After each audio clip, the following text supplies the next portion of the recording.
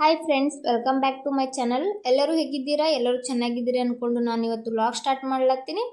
Friends, ಯಾರೆಲ್ಲ ಈ video ನೋಡ್ತಾ ಇದ್ದೀರಾ ದಯವಿಟ್ಟು ಲೈಕ್ ಮಾಡಿ, ಹಾಗೆ ಫ್ರೆಂಡ್ಸ್ ಮತ್ತು ಫ್ಯಾಮಿಲಿ ಜೊತೆ ಶೇರ್ ಮಾಡ್ಕೊಳ್ಳಿ. ನನ್ನ ಚಾನಲ್ನ ಸಬ್ಸ್ಕ್ರೈಬ್ ಮಾಡ್ಕೊಳ್ಳಿ. ಪ್ಲೀಸ್ ನನಗೆ ಸಪೋರ್ಟ್ ಮಾಡಿ. ಇದು ಮಂಗಳವಾರದ ವ್ಲಾಗ್. ನಾನು ಬೇಗ ಎದ್ದು ಸ್ನಾನ ಎಲ್ಲ ಮುಗಿಸಿ ಪೂಜೆ ಎಲ್ಲ ಮಾಡಿಬಿಟ್ಟು ಸ್ವಲ್ಪ ಡ್ರೈ ಫ್ರೂಟ್ಸ್ ನೆನೆ ಹಾಕಿದ್ದೆ ಸಂಜೆ ಹೊತ್ತಲ್ಲಿ. ಅದನ್ನೆಲ್ಲ ನನ್ನ ಹಸ್ಬೆಂಡ್ಗೆ ಹಾಕ್ಕೊಡ್ತಾ ಇದ್ದೀನಿ. ಅವರು ಡೈಲಿ ಗೋಂದು ಸಹ ತಿಂತಾರೆ, ಒನ್ ಡೇನೂ ಮಿಸ್ ಮಾಡಲ್ಲ. ಹಾಗಾಗಿ ನಿನ್ನೆ ನೈಟ್ ನೆನೆ ಹಾಕಿದೆ ಗೋಂದು ಸಹ ನೋಡ್ತಿರ್ಬೋದು ಎಷ್ಟು ನೀಟಾಗಿ ಅರಳದ. ನಾನು ಟಿಫನ್ಗೆ ಇವತ್ತು ಏನು ಮಾಡ್ಬೇಕಂದಿದೆ ಅಂದ್ರೆ ದೋಸೆ ಮಾಡ್ಬೇಕಂತ ಹೇಳಿ ನಿನ್ನೆ ಸಂಜೆ ಟೈಮ್ನಾಗೆ ಹಿಟ್ಟೆಲ್ಲ ಮಿಕ್ಸಿ ಮಾಡಿ ಇಟ್ಟಿದ್ದೆ. ನೋಡ್ತಿರ್ಬೋದು ಹಿಟ್ಟು ಎಷ್ಟು ನೀಟಾಗಿ ಉಬ್ಬು ಬಂದದ್ರಿ. ಇದನ್ನು ಒಂದು ನೀಟಾಗಿ ಮಿಕ್ಸ್ ಕೊಟ್ರೆ ತಳ್ದಾಗ ಹೋಗಿ ಕುಂದಿರ್ತದೆ ಹಿಟ್ಟು. ಸ್ವಲ್ಪ ಹಾಕಿದ್ದೆ ನಾನು, ಇಬ್ಬರೇ ಇರ್ತೀವಲ್ಲ ಒನ್ ಟೈಮ್ ಟಿಫನ್ಗೆ ಅಂತ ಹೇಳಿ. ನಮ್ಮಲ್ಲಿ ಫ್ರಿಜ್ನೂ ಇಲ್ಲ, ಹಾಗಾಗಿ ನಾನು ಇದ್ರ ಚಟ್ನಿ ಹುರಿಗಡ್ಲಿ ಚಟ್ನಿ ಮಾಡ್ಕೊಂಡಿದ್ದೆ. ಹುರಿಗಡ್ಲಿ ಚಟ್ನಿಗೆ ನಾನು ಸ್ವಲ್ಪ ಹುರಿಗಡ್ಲಿ, ಶೇಂಗಾ, ಸ್ವಲ್ಪ ಅದ್ರಕ್ ಮತ್ತು ಹಸಿಮೆಣ್ಸಿನ್ಕಾಯಿ, ಜೀರಿಗೆ ಎಲ್ಲ ಹಾಕಿ ಮಿಕ್ಸಿ ಮಾಡ್ಕೊಂಡಿದ್ದೆ. ಅದು ನೀರು ಆ್ಯಡ್ ಮಾಡ್ಕೊಂಡಿದ್ದೆ. ನಮ್ಗೆ ಯಾವ ಥರ ಬೇಕು ಅದನ್ನು ನೋಡಿಕೊಂಡು ನೀರು ಆ್ಯಡ್ ಮಾಡಿ ಅದಕ್ಕೆ ಸಿಂಪಲ್ಲಾಗಿ ಒಂದು ಒಗ್ಗರಣೆ ಕೊಟ್ಟೆ. ನೋಡ್ತಿರ್ಬೋದು ಹುರಿಗಡಲೆ ಚಟ್ನಿ ಎಷ್ಟು ನೀಟಾಗಿ ಬಂದದ. ಇವಾಗ ಇದಕ್ಕೆ ಸ್ವಲ್ಪ ರುಚಿಗೆ ತಕ್ಕಷ್ಟು ಉಪ್ಪನ್ನು ಸೇರಿಸ್ಕೊಂಡು ನೀಟಾಗಿ ಮಿಕ್ಸ್ ಮಾಡಿಕೊಂಡೆ. ನೀವು ಸಹ ಒಮ್ಮೆ ಟ್ರೈ ಮಾಡಿ, ತುಂಬ ಚೆನ್ನಾಗಿ ಆಗುತ್ತೆ ರೀ, ಸಖತ್ ಟೇಸ್ಟ್ ಆಗಿ ಬರುತ್ತೆ.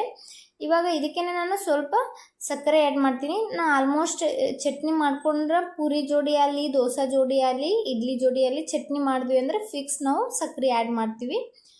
ಇವಾಗ ನಾನು ದೋಸೆ ಹಾಕ್ತಾಯಿದ್ದೀನಿ. ನಾನು ದೋಸೆ ಹಾಕೋಕೆ ಬ್ಯಾಟ್ರ್ ಅದಲ್ರಿ, ಅದು ಕೊಟ್ಟನ ಸೋಡಾ ಆ್ಯಡ್ ಮಾಡಲ್ಲ ಯಾವಾಗಲೂ. ನೀಟಾಗಿ ಅದು ಉಬ್ಬು ಬಂದಿರ್ತದಲ್ಲ, ಸ್ಮೂತಾಗಿ ಆತವ ಅಂತ ಹೇಳಿಬಿಟ್ಟು ನಾನು ಸೋಡಾ ಆ್ಯಡ್ ಮಾಡಲ್ಲ. ಸ್ವಲ್ಪ ನೀರು ಆ್ಯಡ್ ಮಾಡ್ಕೊತೀನಿ ಅಷ್ಟೇ ಹಿಟ್ಟಿಗೆ.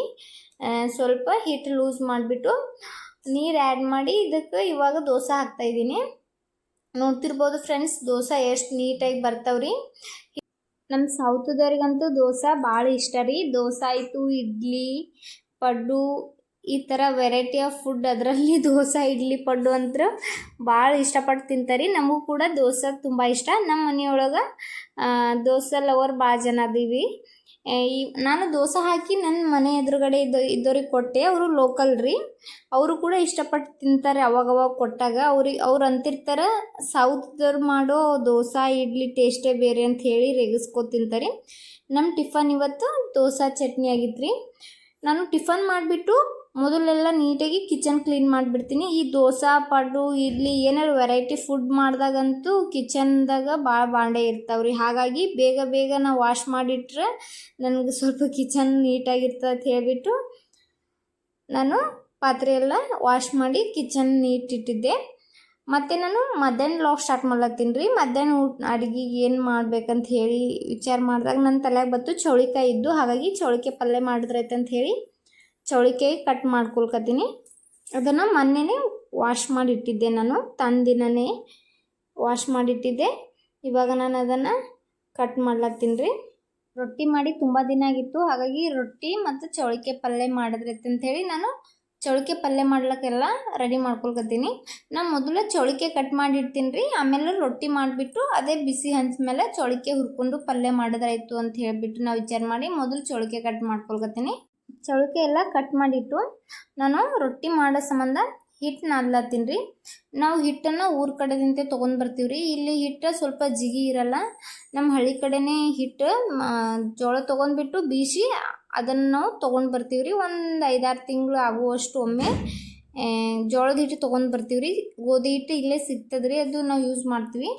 ಆದರೆ ಜೋಳದ ಹಿಟ್ಟು ಊರ ಕಡೆದಿಂತೆ ತೊಗೊಂಬರ್ತೀವಿ. ಕೆಲವೊಂದು ಟೈಮ್ನಾಗ ಅರ್ಜೆಂಟಾಗಿ ಬೇಕಾಗಿತ್ತು, ಖಾಲಿಯಾಗಿತ್ತು ಊರ್ದಿಂದ ತಂದಿದ್ದು ಹಿಟ್ಟು ಅಂದ್ರೆ ಇಲ್ಲೇ ಪ್ಯಾಕೆಟ್ ಹಿಟ್ಟು ಬಳಸ್ತೀವಿ, ಜೋಳದ ಹಿಟ್ಟು.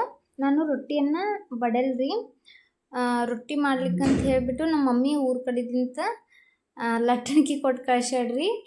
ಅದ್ರದಿಂತೆ ನಾನು ಮಾಡ್ತೀನಿ. ಬೆಳ್ಳುಣ್ಗಿ ಅಂತೀವ್ರಿ ನಾವು. ಆ ಬೆಳ್ಳುಣ್ಗಿಗೆ ನಾನು ಇದು ಸುತ್ತಿದ್ದೆ ಪ್ಲಾಸ್ಟಿಕ್ ಕವರ್. ಯಾಕಂದ್ರೆ ಬೆಳ್ಳುಣ್ಗಿ ಮೇಲೆ ಹಿಂಗೆ ರಸಿ ಟೈಪ್ ಗೆರೆ ಅದಾವ್ರಿ, ಹಾಗಾಗಿ ಅದು ಬೀಳ್ತವ ರೊಟ್ಟಿ ಮೇಲೆ ಅಂತ ಹೇಳಿ ಅದಕ್ಕೆ ಪ್ಲಾಸ್ಟಿಕ್ ಕವರ್ ಸುತ್ತಿದ್ದೆ ನಾನು. ಸ್ವಲ್ಪ ಹೊತ್ತು ಬಡ್ದ್ಬಿಟ್ಟು ಆಮೇಲೆ ಆ ಬೆಳ್ಳುಣ್ಗಿದಿಂತ ತಿಡ್ಕೊಂಡ್ವಿ ಅಂದ್ರೆ ರೊಟ್ಟಿ ಬೇಗನೆ ಮಾಡ್ಕೋಬೋದು ರೀ. ಯಾರಿಗೆಲ್ಲ ರೊಟ್ಟಿ ಬರಲ್ಲ ಅವ್ರಿಗೆ ಇದು ಭಾಳ ಹೆಲ್ಪ್ ಆಗ್ತದೆ. ನನಗೆ ನಮ್ಮ ಮಮ್ಮಿ ಊರದಿಂತೆ ಕೊಟ್ಟು ಕಳಿಸಿದ್ರು. ಅದು ನನಗೆ ಫಸ್ಟಿಗೆ ರೊಟ್ಟಿ ಬರ್ತಾ ಇದ್ದಿದ್ದಿಲ್ಲ. ಇವಾಗ ನಾನು ಪ್ರಾಕ್ಟೀಸ್ ಆಗ್ಯದ್ರಿ. ಬೆಳ್ಳುಣ್ಗಿದಿಂದ ನಾನು ಆರಾಮಾಗಿ ರೊಟ್ಟಿ ಮಾಡ್ತೀನಿ. ಇಲ್ಲಿ ಬಡ್ಲ್ಯಾಕತ್ತೇವೆ ಅಂದ್ರೆ ಕೆಳಗಿನ ಫ್ಲೋರ್ದವ್ರು ಬಂದು ಬಿಡ್ತಾರೆ. ಹಾಗಾಗಿ ನಾನು ರೊಟ್ಟಿ ಬಡಿಯಲ್ಲ. ಯಾಕಂದ್ರೆ ನಾವಿರೋದು ಗುಜರಾತ್ ಒಳಗೆ. ಇಲ್ಲಿ ಜಾಸ್ತಿ ಜನ ರೊಟ್ಟಿ ಎಲ್ಲ ಊಟ ಮಾಡಲ್ಲ.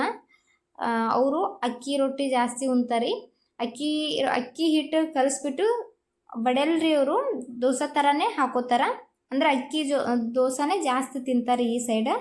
ಹಾಗಾಗಿ ನಾನು ರೊಟ್ಟಿ ಒಂದು ಟೈಮ್ ಇದೇ ರೀತಿ ಆವಾಜ್ ಮಾಡ್ಲತ್ತಿದ್ದೆ, ಕೆಳಗಿನವ್ರು ಬಂದು ಬೈಲತ್ತಿದ್ರಿ. ಅವಾಗಿನ ಹಿಡಿದು ನಾನು ರೊಟ್ಟಿ ಬಡಿಯಲ್ರಿ. ಬೆಳ್ಳುಣ್ಗಿದಿಂತೆ ರೊಟ್ಟಿ ಮಾಡ್ಕೋತೀನಿ.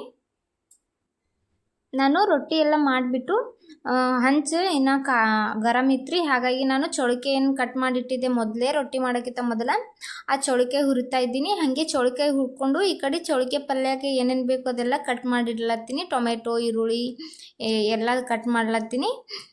ಯಾಕಂದ್ರೆ ನನ್ನ ಹಸ್ಬೆಂಡ್ದು ಡ್ಯೂಟಿಗೆ ಹೋಗೋ ಟೈಮ್ಸ್ ಆಲತ್ತಿತ್ರಿ. ಅವ್ರಿಗೆ ಇನ್ನೂ ಊಟನೂ ಇದ್ದಿದ್ದಿಲ್ಲ.